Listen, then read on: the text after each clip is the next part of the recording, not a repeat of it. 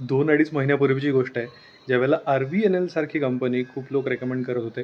खूप strong company आहे, खूप स्ट्राँग स्टॉक आहे. अशा वेळेला जेव्हा मार्केट प्रचंड तेजीमध्ये होतं, तेव्हा मी छातीठोकपणाने सांगितलं होतं, की RVNL हा स्टॉक इथून खूप मेजर लेव्हल्सपर्यंत करेक्ट होऊ शकतो.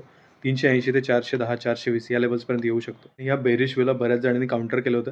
लिटरली वेड्यात सुद्धा काढलं होतं, की इतकी स्ट्राँग ऑर्डर बुक आहे, इतके स्ट्राँग फंडामेंटल्स आहेत, इतकं स्ट्राँग एक्स्पोनेन्शियली ग्रो होण्याचं पोटेन्शियल आहे, तर स्टॉक इतका खाली कसा येऊ शकतो. पण ॲज ऑल्वेज प्राईस ॲक्शननी आपली कमाल दाखवली आणि 640, 647 या लेव्हल्सपासून स्टॉक त्या लेव्हल्सपर्यंत आला, ज्या लेव्हल्स आपल्याला प्राईस ॲक्शनने सजेस्ट केलेल्या होत्या.